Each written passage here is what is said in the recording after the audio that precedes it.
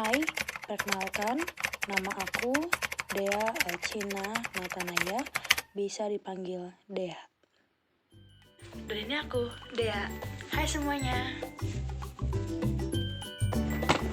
Di sini, aku akan membahas beberapa kasus dan kita akan mengidentifikasi kasus-kasus tersebut dan kita akan mencari faktor-faktornya dan kita akan mencari solusinya bagaimana kita menghadapi kasus-kasus tersebut. Penasaran kan? Jangan kemana-mana, stay tune. Tuh kayak ada yang kurang gitu, kayak mukanya kayak nggak cantik, harus pakai efek dulu gak sih guys? Bentar, kita pakai efek. Sabar, bentar.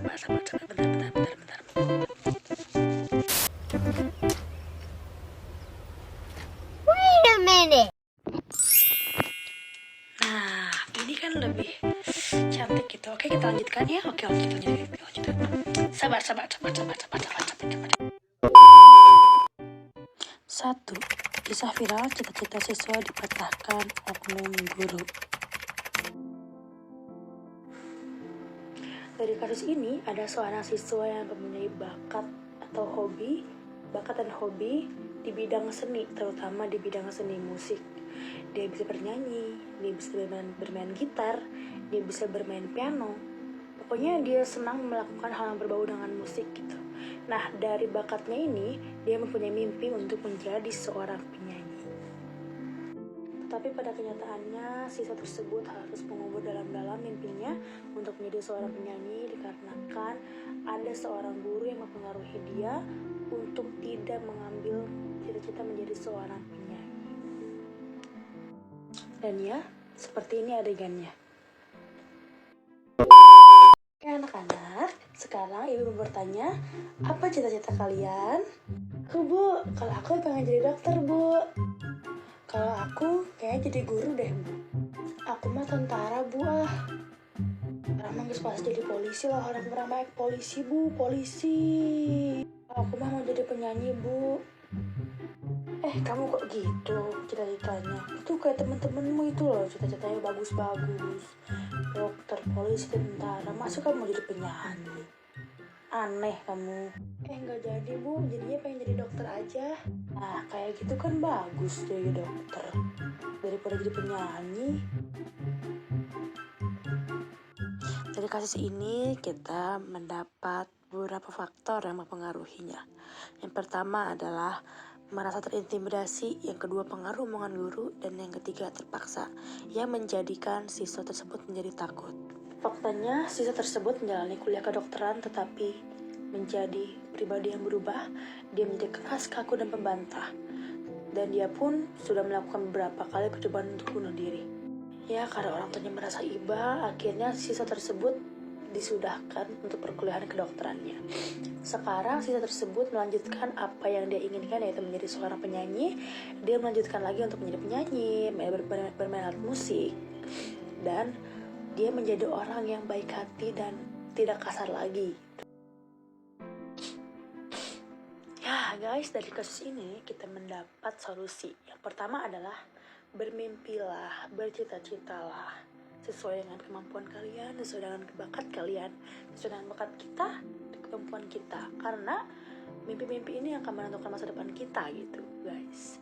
Yang kedua, jangan pernah dengarkan apa kata orang, apalagi yang telah mengintimidasi kita gitu. Karena dengan kita diintimidasi, kita akan merasa paling rendah, kita akan merasa gak sanggup, kita akan merasa oh ya udah deh, gimana kamu, gimana ibu guru gitu. Jangan pernah mendengarkan kata-kata orang mengintimidasi kita guys. Fokus pada pendirian kita sendiri. Kalau kita ingin itu, kerjakan itu. Jangan ingin itu tapi kerjakan ini. Ya adalah jangan pernah merasa sendiri guys. Karena iya sih, kita berjuang untuk mendapatkan masa depan kita tuh sendiri. Cuman masih banyak orang-orang di belakang sana yang mendukung mimpi-mimpi kita. Balik lagi ke poin nomor 2, jangan dengarkan apa kata orang yang telah mengintimidasi kita, atau yang kayak, apa sih kamu milih-milih cita-cita itu, kayak kamu gak bakal jadi apa-apa, kamu gak bakal bekerja, kamu gak bakal jadi ini. Nah, jadi fokus pada pendirian kamu, berjuang menjadi yang terbaik, lakukanlah sesuai dengan keinginanmu, karena ya masa depan itu kita yang menentukan gitu, bukan orang. Itu pesannya. Oke. Jadi pesannya ya semangat buat kita semua. Ya pokoknya gitulah guys ya, pokoknya jangan pernah intimidasi orang, jangan pernah dengerin orang juga. Jadi ya kita berjuang buat masa depan kita ya sama-sama. Oke. Dadah. Kita ke kasus nomor 2 ya, kasus nomor 2. Oke.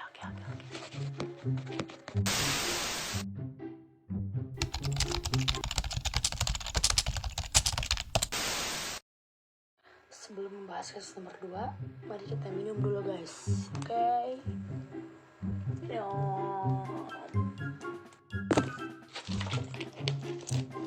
Keberetin kan. Kasus yang kedua ini terlaksana atau terjadi di NTT, yaitu adalah menerapkan sekolah jam 5 subuh. Gitu. Kata Dinas Pendidikan NTT, Linus Nusi, mereka menerapkan sekolah jam 5 subuh itu bertujuan untuk memulihkan dan meningkatkan mutu pendidikan di NTT. Gitu. Adapun beberapa faktor yang menyebabkan pemerintah melaksanakan kebijakan tersebut. Yang pertama adalah meningkatkan mutu pendidikan di NTT, kedua meningkatkan karakter disiplin siswa, dan yang ketiga membangun sumber daya manusia yang baik.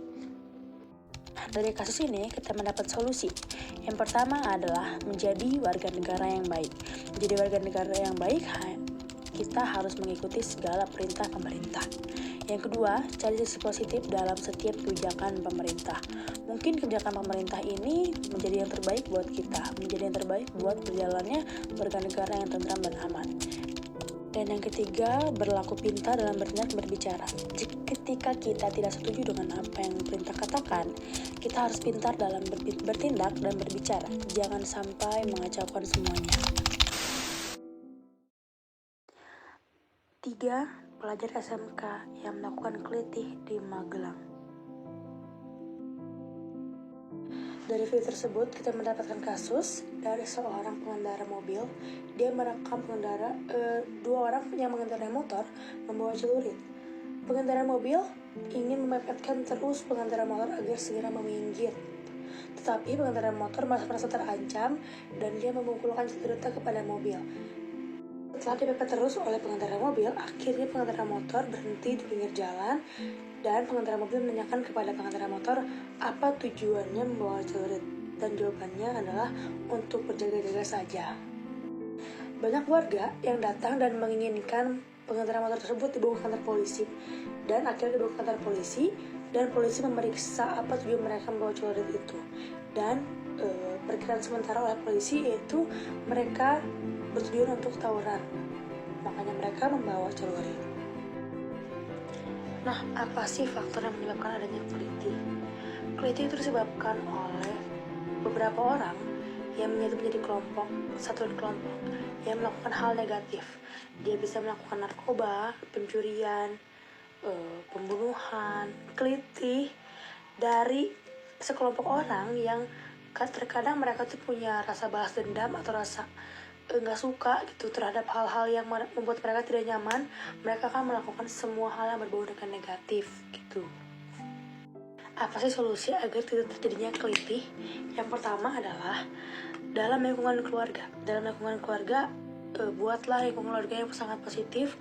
Jangan biarkan anak-anak terjun ke dalam orang-orang yang toksik, orang-orang yang berperilaku negatif gitu, karena anak itu gampang mudah terpengaruh oleh kelompoknya dan teman-temannya gitu. Yang kedua ini masih berhubungan dengan keluarga, yaitu terkadang keadaan keluarga yang membuat kita menjadi anak-anak yang keras kepala, anak-anak yang tidak bisa mengontrol emosinya, anak-anak yang tidak mau mendengarkan apa kata orang tuanya, yaitu disebabkan oleh terkadang orang tua yang berpisah atau orang tua yang terkadang sering berantem di rumah. Itu yang membuat seorang anak itu menjadi anak yang bisa terjun ke dalam hal negatif lebih mudah gitu. Nah, pesan untuk dalam kasus ini yaitu kita yang nanti akan menjadi keluarga dan kalian yang sudah mempunyai keluarga harus bisa menjalin kekeluargaan yang harmonis, kekeluargaan yang mempunyai positive vibes gitu.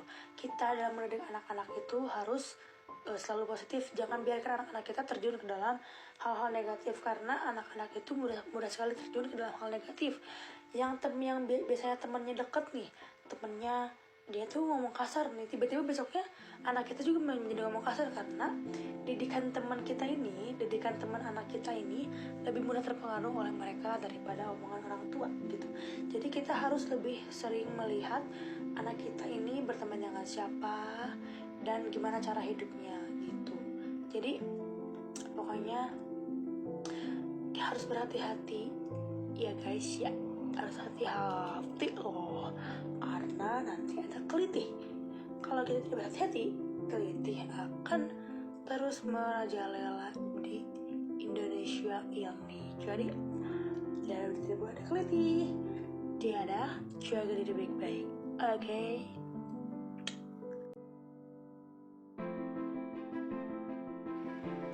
Udah kembali belum sih? Oh udah. Oke. Bentar. Nah, kasus selanjutnya adalah ChatGPT dan disrupsi peran guru. Dalam kasus ini terlihat itu ChatGPT itu apa sih? Apa sih ChatGPT itu? ChatGPT itu adalah sebuah kecerdasan buatan AI. Berarti ini tuh bisa disebut sebagai robot ataupun pengganti peran manusia gitu. Jadi di sini itu teknologi AI itu sudah mulai meningkat itu, apalagi di zaman kita yang Gen Z ini gitu. Jadi sekarang peran guru itu sangat mulai menurun. Terkadang kita menghitung aja bisa lewat Google, bisa lewat kalkulator. Sekarang guru hanya memberikan materi dan kita disuruh membuka aplikasi terkadang. Dan karena terbiasa oleh hal itu, Gen sekarang ini mempunyai ciri khas, yaitu serba instan, serba sat. Itu julukan generasi Gen Z ini ya. Nah, karena ada ChatGPT ini atau AI ini membuat para guru ini menjadi sangat tidak dihargai gitu dalam mengajar gitu. Contohnya, ada satu guru yang mengajar dan misalnya memberi tugas, memberi PR gitu. Guru itu menjelaskan bagaimana cara kita mengerjakan PR ataupun materinya, tetapi setelah sampai rumah kita mengerjakan PR tersebut dengan apa? Ya, searching Google. Itu yang membuat kita terlalu instan, guys. Nah, faktor apa aja sih yang membuat ChatGPT ini bisa mendisrupsi peran guru? Yang pertama adalah perkembangan teknologi itu sangat cepat. Jadi guru tidak bisa mengejar keseimbangan perkembangan teknologi.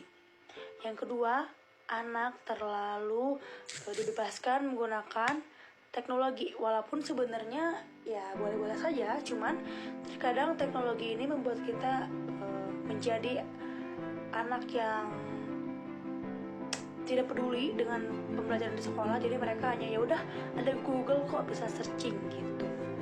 Tiga itu adalah faktor-faktornya, yaitu kita selalu mengikuti perkembangan. Mengikuti perkembangan ini ada negatifnya, ada positifnya.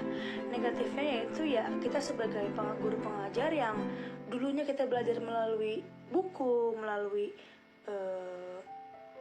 koran gitu, kalau misalnya membaca dari hal yang lain gitu, sekarang kita harus dibiasakan oleh teknologi gitu. Jadi kita perlu waktu yang cukup lama untuk memahami teknologi.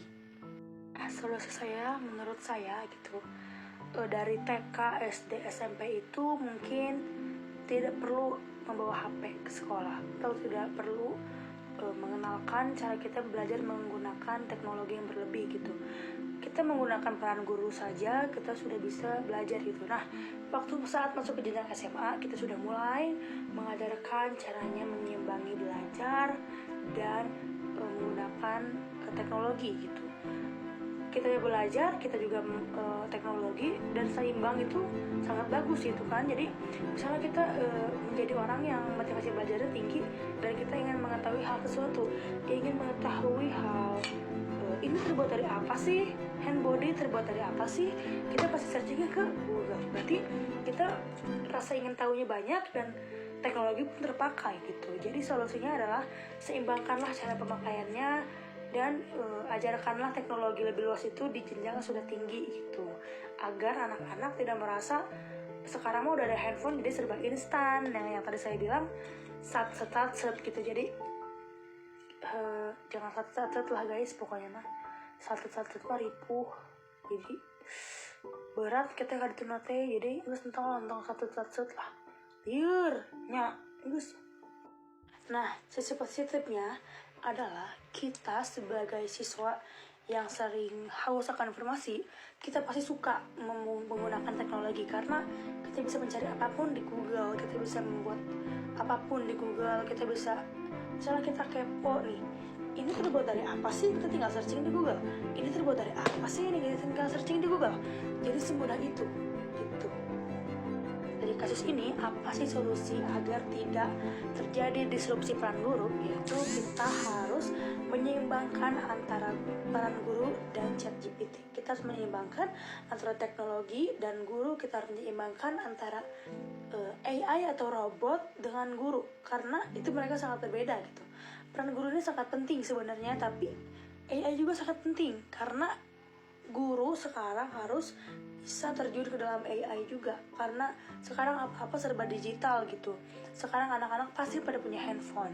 Solusi yang selanjutnya adalah kita harus bisa memaksimalkan adanya itu ChatGPT, adanya itu AI, adanya itu tenaga robot ataupun teknologi yang udah canggih di zaman sekarang ini.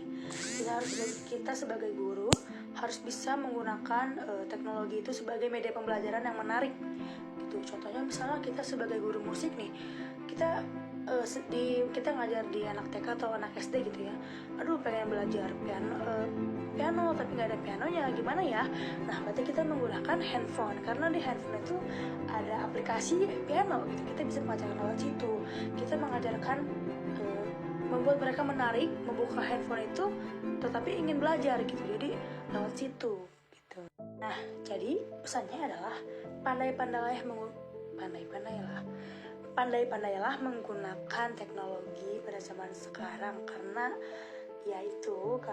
banyak anak yang menyalahgunakan internet, banyak yang menyalahgunakan kecanggihan sekarang gitu, dan harus diwaspadai, apalagi yang masih kecil, masih balita udah dikasih handphone, itu sangat-sangat salah gitu. Jadi buat apa gitu kita kuliah menjadi guru ketika teknologi sudah maju, tetapi ketika ada teknologi maju tapi tidak ada guru, itu juga kurang, karena kita bakal mengerti teknologi, cuman kita harus perlu praktek, kita perlu bekerja, kita perlu melihat cara nyata biar kita mengerti akan dunia ini, biar kita mengerti bagaimana cara kerjanya, biar kita mengerti semua yang dijelaskan di teknologi itu.